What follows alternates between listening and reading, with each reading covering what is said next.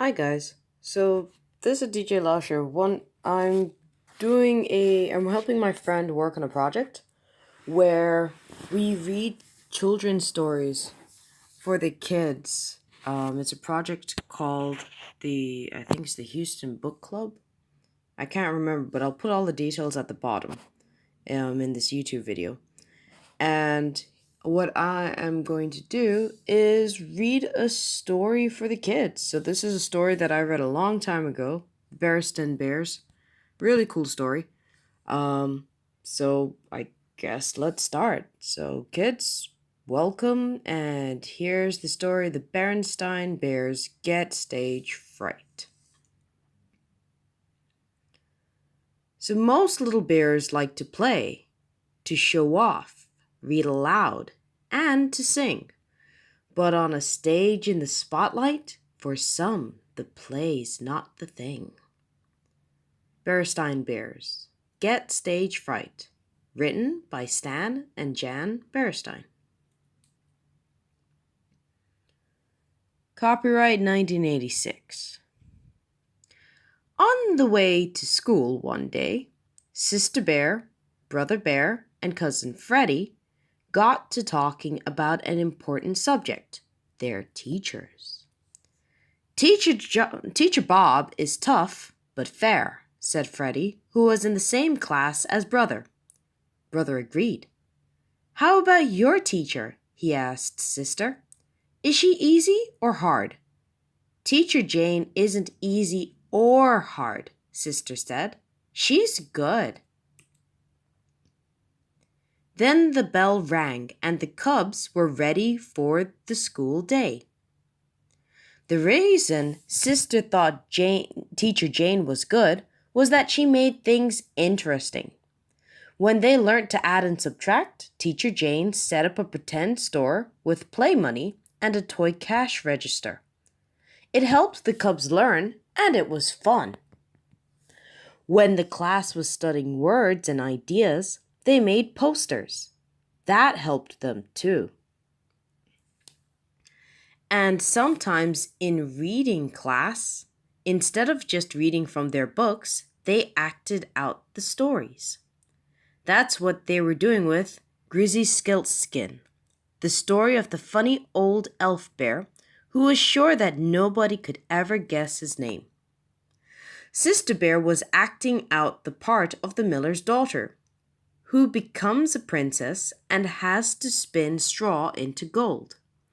They had come to the part where the princess had one last chance to guess the elf bear's name.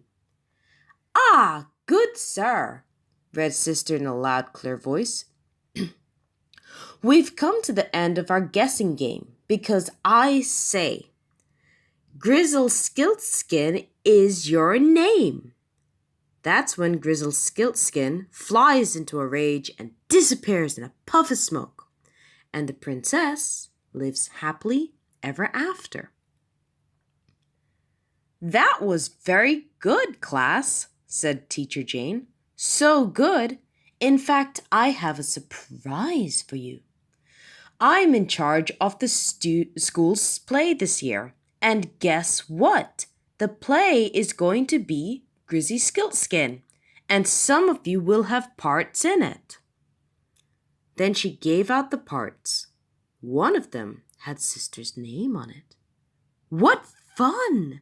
What excitement!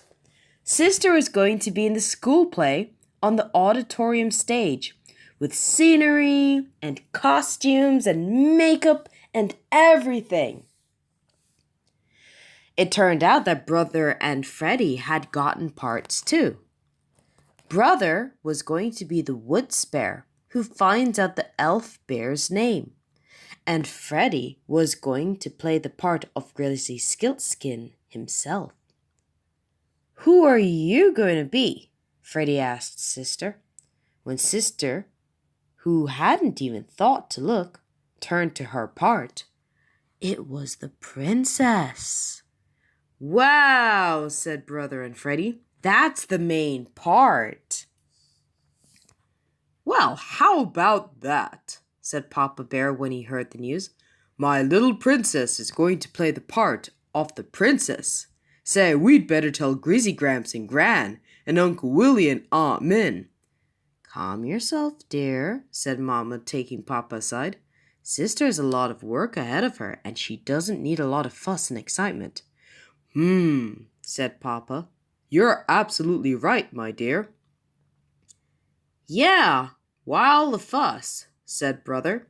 "It's just a dopey school play. I already know my whole part." "Hear me, O princess! I was deep in the forest, and this is what I heard. The princess's firstborn shall be mine. If she had guesses 9 times 9, she could not win this guessing game, 'cause Grizzy Skiltskin is my name." "See?" he said. "Nothing to it." But now, Sister wasn't so sure. She was beginning to feel a little nervous about the whole thing. The next day, when Teacher Jane asked Sister to take a message to the office, Sister decided to take a shortcut through the auditorium. She had been in the auditorium many times, of course, but she had never been on the stage. She climbed the steps and looked out over the row of seats. It looked enormous. Then she imagined all the seats filled with everybody in the school, and Grizzly Gramps and Gran and Uncle Willie and Aunt Min. It looked even more enormous. "Hey, why the long face?" asked Brother on the way home from school. Sister told him she was worried about the play. "Relax," he said. "There's nothing to it. It's a piece of cake. Why, I can do my part standing on my head, hanging from a branch, and from inside a hollow log." Cousin Freddie and the gang thought Brother was pretty funny, but Sister didn't even smile. That evening, Sister's worries all came out. Reading a part in class just isn't the same as getting up in front of the whole school. And I have to learn it all by heart, she wailed. "How am I ever going to do it?" "The same way you learn anything else," said Mama. "Line by line, page by page. Papa and I will help you." "Besides, you already know lots of things by heart. The alphabet, dozens of songs and rhymes, the Pledge of Allegiance. Why, I bet you know enough things by heart to fill a book. You already know the story. All you have to do is learn your part and practice." That's what Sister did. She learned her part, line by line, page by page. And she practiced. She practiced in her room in front of her toys. Oh, good sir. She practiced in the field in front of her forest friends. We've come to the end of our guessing game. She practiced in front of Mama and Papa, because Grizzy Skiltskin is your name. That was wonderful, sweetie, said Papa, applauding. Letter perfect.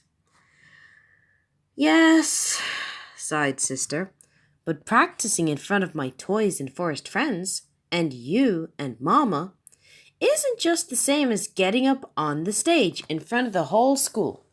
How do I practice for that? Sweetie, said Mama, there are just some things in life you can't practice. You've just got to do them. But what if I get nervous and scared? She asked. Oh, but you will, said Mama. I will? She said.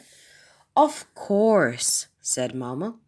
Everybody gets nervous when they have to perform in front of an audience. Even famous opera singers and star athletes. But if you know it's natural and you expect to be a little nervous, It won't really bother you that much, and you'll do yourself proud.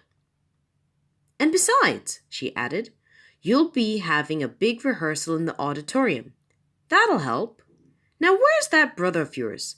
I've got to finish his costume. I do wish he'd take this thing a little more seriously. Don't worry about him, Mama, said Sister. He can do his part standing on his head. The rehearsal did help, but an empty auditorium still wasn't the same as a real-life audience.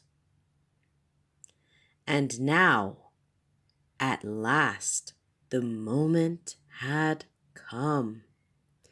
The curtain was open on the Bear Country School's production of Grizzly Skiltskin.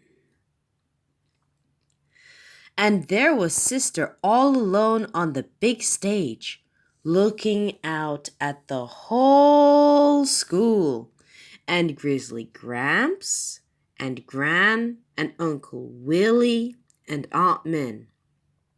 It was a little scary, but it was also very exciting.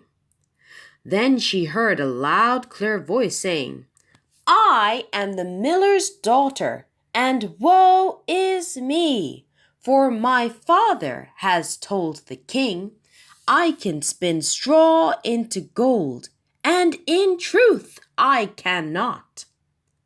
It took her a split second to realize that the voice was hers. From then on, everything went beautifully. There was one little rough spot near the end when it was time for Brother to do his part. He came on stage in his handsome woods bear costume, looked out at the audience of eyes staring at him, and completely forgot what he was supposed to say.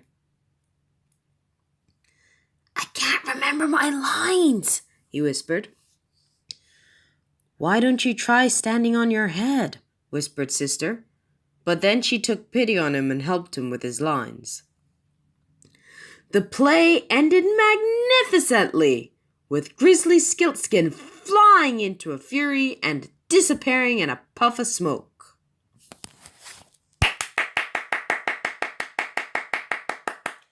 The applause was long and loud.